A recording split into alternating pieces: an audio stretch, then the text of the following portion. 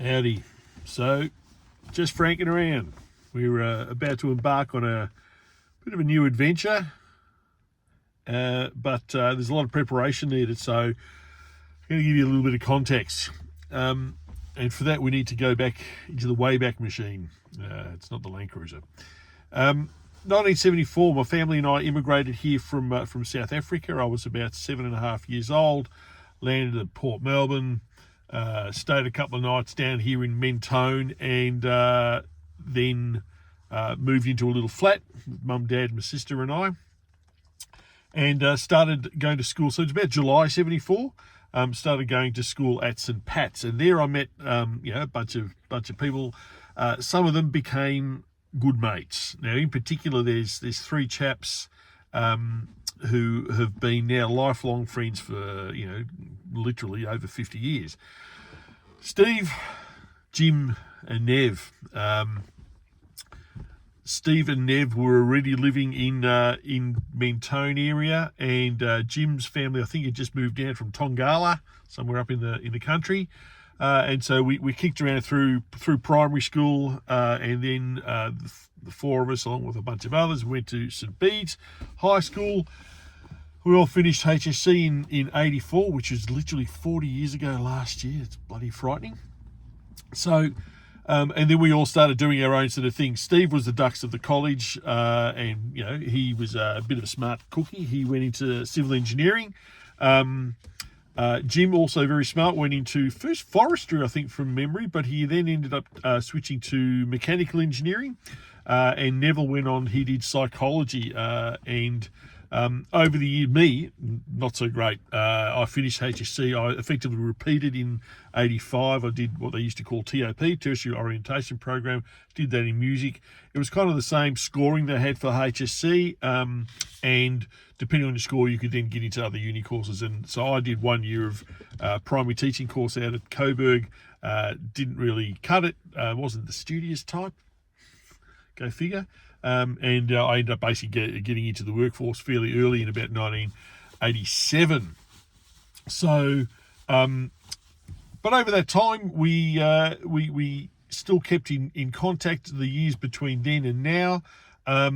Steve moved over to New Zealand pretty early on. He met a lovely lass, Fran.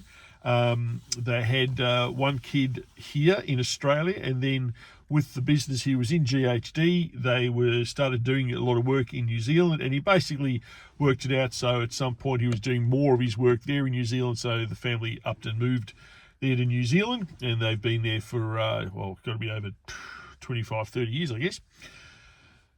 Jim, as I said, mechanical engineer, went to Broken Hill, Man Isa, ended up doing a long stint up in the Hammersley Ranges area, the Pilbara in West Australia, working on the diesel locos as an engineer there, and probably the last, I'd have to guess 15 plus years or so, being back in Melbourne, probably 20 years. Yeah, probably more like 20 years. Back in Melbourne, Neville was a child psychologist, so he worked for the Department of Ed, did a lot of that sort of stuff, but he's also always been, a fitness nut for one, but always been an Army reservist, and a couple of years ago, he decided to go into the regular Army full-time, and so he's a bloody soldier, very proud of the guy. He's graduated from Duntroon at the age of about 56, so Neville's actually a little bit younger than us. He's about 8 months younger than the rest of us. But the genesis of this journey is that it must have been late last year, I guess, maybe early this year. Steve messaged us, and we have caught up every couple of years. Sometimes there's 3 years, 4 years goes past and we don't contact each other, but that's okay. Although every now and again Steve goes, "Hey guys, I'm going to be in Melbourne, going to go down to the footy," and we catch up with those of us who can, whatever. So Steve messages and he goes, "Hey, listen guys, Fran just said we're all turning 60 next year, with the exception of Neville, is the year after, in 2026, we're all turning 60. And she suggested a road trip for the four of us, four boys." And, oh, geez, that sounds kind of all right. I sort of, bang, yep, I'm in, whenever. Within a couple of days, both Jim and Nev sort of came back and said, "Yep, let's do it." And the idea was, let's do, a couple of weeks going up to Central Oz. Now, I guess from my point of view, I said probably the good thing would be not to actually be away on any of our birthdays as such, because obviously we all got families, want to do some stuff. So maybe let's leapfrog. I think one's in August, one's in September. I'm in October. Neville's the following year in 2027. So let's do it after October and before Neville's birthday. So we decided, okay, so probably around the 7th of October next year, we're going to do a bit of a trip. And roughly the idea is 2 cars. So Neville's got the little Jimny, I've got the big cruiser, and we pile into the 2 cars, put our gear in, and we head up 2 weeks basically through to up around the McDonald Ranges, Kings Canyon, Hermansburg, Ormiston Gorge, etc. Then to Uluru, have a bit of a good chill for 2.5 weeks. Then Steve and Jim will fly back. Steve's got to go back to New Zealand. Jim won't be able to take that much time off work. Slack, I know. These guys need to try going into semi-retirement. Freaking awesome. And then Neville and I in the Jimny will head back. And my little idea, a little bit of a hatched plan that's busy germinating, is that we'll basically go from Alice. We go east, then down to whatever the name of the place is, Earl Dundas somewhere, I think maybe, and then we head east again. So literally going through Mount Dare, Simpson Desert, Birdsville, and then come down that way. The problem that I saw was that we need to actually take quite a bit of gear, because we're 60-year-old men. We're going to need a bit of gear, swags, sleeping bags, food, toiletries, clothes, alcohol. And so we're going to need quite a bit of space. Now, last year, having done the Cape with Hannah, we did that, just the 2 of us in this car, and it was packed to the brim. We took out the back rows of seats. I've got all the storage in there, but it was full on. Neville's car's a little bit small. It's a 2-door Jimny, so he doesn't have a lot of storage space. So we sort of thought, right, that's going to make things a little bit interesting. So my thought was, let's get the old trailer going. So, maybe we could take a trailer. That sounds good. Just chuck stuff in there. Now, I've got an old trailer that I've had for about 30 years. And it's all right. It's been a trusty little workhorse. Out of the blue, mate of ours goes, hey, we're going to go get some firewood up at my cousin's farm. Do you want to come along? Yeah, no worries. Threw the trailer on. We got up there, and old mate Craig goes, hey, is it supposed to look like that? Had a bit of a look, and lo and behold, there's only 2 welds holding the whole trailer to the A-frame and to the car. So, all right, lucky we noticed it then, not when we'd already started filling it up with timber. Needless to say, there was no timber, no wood. I managed to strap it together with some ratchet straps and nursed it home back from all the way down from Arthur's Seat, Red Hill Way, and thought, well, okay, that's out of the question then. Now, not to say that the trailer's no good. I did fix the trailer, and I did quite a good extensive job of stripping it back, removing all the rusted sections, welding in some good heaviest gauge steel, and it's actually probably a little bit stronger than what it was, but the bottom line is it's not really going to be suitable for doing any of those sort of corrugations. It's not designed for it. So then I started thinking, maybe we'll get some other little trailer. I'll start just looking around Facebook Marketplace and see if something comes up that's suitable. Sure enough, this was just before Mother's Day this year, very strategic. Bought Mel a camper trailer. So it's a second-hand, easy trail. I don't even know what the name brand was it. But the canvas was stuffed. So the whole canvas was shot. The guy said, full disclosure, we were flooded in Noosa or somewhere, and the canvas is stuffed. The plyboard's not great, but everything else is fine.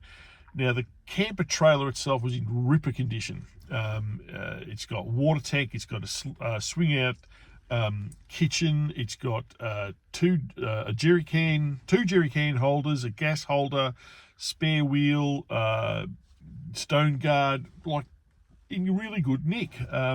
Big toolbox on the front, that sort of stuff. So, all right, picked it up, $1,200. So the first thing was, okay, let's have a look at it, strip it down, and see what condition it's in. Now, thankfully, I found a guy who was keen on just taking the canvas lid off my hands, and he came all the way up from Geelong, and he packed it onto his trailer. He's basically rebuilding a trailer for an old mate of his who's down on his luck, wants to go fishing but doesn't have anything to stay in. So he's rebuilding this onto a trailer that he had. He's going to sit the canvas on there, replace all the plywood. The guy's a chippy, so he'll be fine. So great, got rid of all that.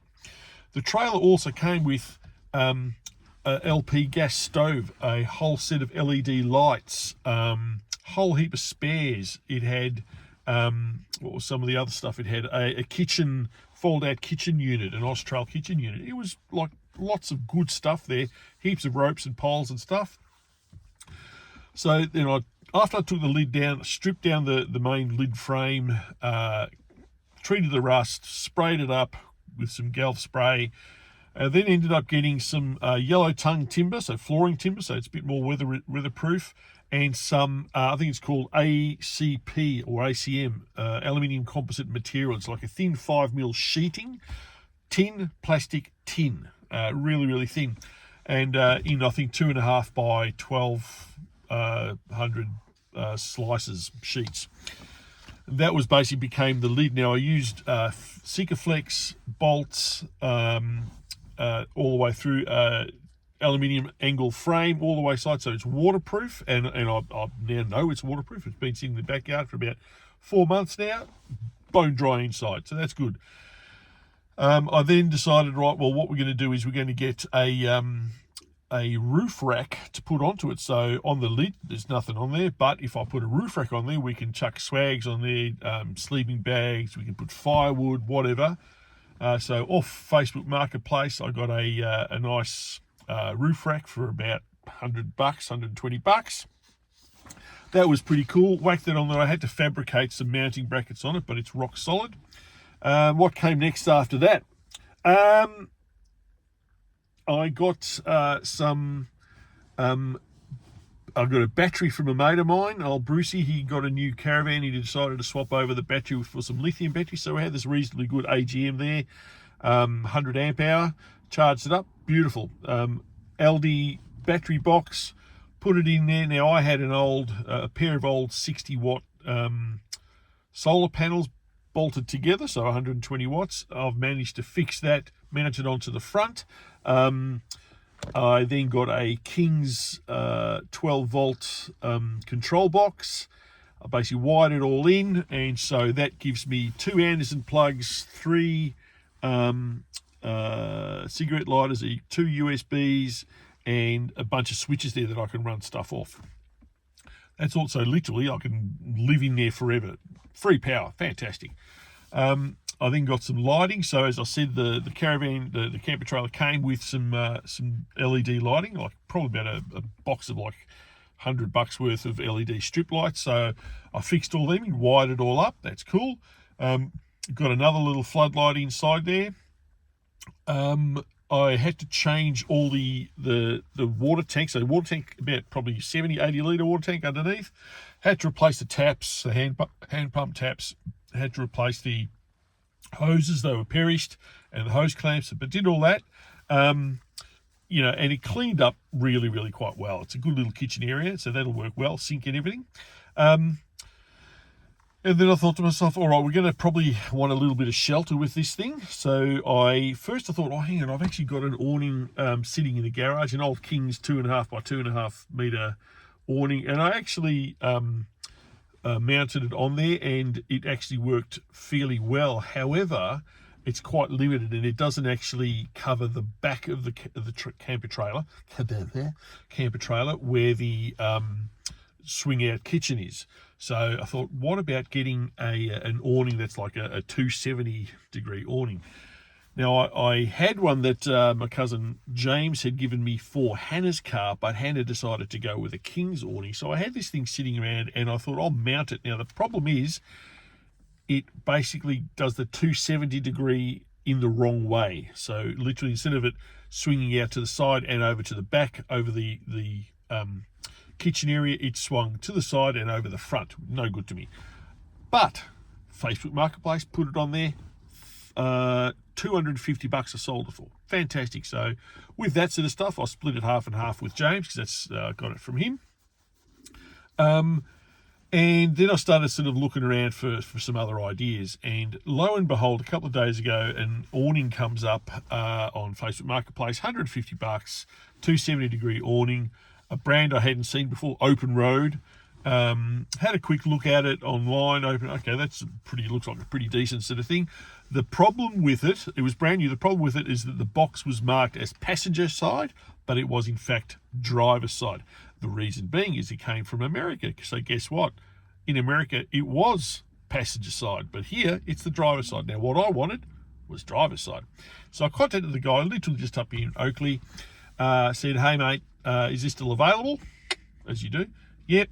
I said, all right, I'll be there in half an hour, and went there, had a look at it. Ripping bloke. Something to do with Amazon returns. So people buy stuff off Amazon. When it gets here, it's wrong for whatever reason. As it turns out, it was wrong because people said, oh, yeah, it's passenger side, and they took it out of the box and went, oh, no, it's not passenger side, it's driver side. And so they send it back. So Amazon, the seller, sends them the right one, but it's actually too costly for them to send the old one back. So there's this mob that basically acquires the gear, and it's anything. It's bloody rubber ducks, trumpets, whatever, and then they flog it off. So this was an absolute cracking thing. So I managed to I had to have a couple of goes at mounting it. The thing is that when the lid is open, I then want the awning to come out like that. If I mount it just normally as it was like this, and I open the lid, the whole awning goes up like that. I don't want all that. I want it like this. So it took a little bit of mucking around, but I managed to modify, sort of heat up the brackets, bend them into shape that I wanted, put them on there and bolted it all up. And it is an absolute cracker. I was so impressed with it.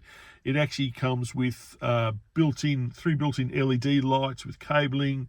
It came with the drop-down legs that you can use. It's freestanding, so you don't have to use the legs. Anyway, it's going to be a ripping bit of shelter for us. The car already has got the King's 270 awning on there, the big extra large tourer. That's going to work well. So the trailer's really taking shape quite well. I've replaced all the wiring in it, the electrical wiring for the lights and all sort of stuff. Yet to test that. But in a couple of weeks, I've got a trip up to the high country coming, end of August. Hannah, myself, maybe old mate Craig and his son Luke. We'll see what happens. Who knows? A few other people will tag along. Two things with that. One is to test out Hannah's new Prado, the 120, and I'm looking at it now. We just put some brackets on there, some Darchie brackets, so she's going to have the awning on the side of her car. She hasn't taken it off-road yet. And I'm going to throw the trailer onto the back of this. So in the car, you've got the fridge bit of storage, but then in the trailer, you're going to have whatever you want. I could store 5 or 6 bodies in there if you needed to. Not suggesting that we will. And we're just going to see how it tows, how it performs, and then no doubt over the course of the next sort of 12 months, between now and next October, there'll be a couple of other attempts at sort of fine-tuning it. I'll have to let the guys know. They can keep an eye out on the YouTube channel, the old Just Franking Around, because they're going to be TV stars. They're going to be part of this when we do our trip next year. So really looking forward to it. We're in the early stages now, just the preparation stage. But I'm going to put a couple of these little bits together just in terms of how we go along with this whole planning. See how we go. But anyway, obviously I've put in a lot of information in here. I've put a lot of photos and what have you. Hope you enjoy it. We're going to catch you next time. Just Franking Around.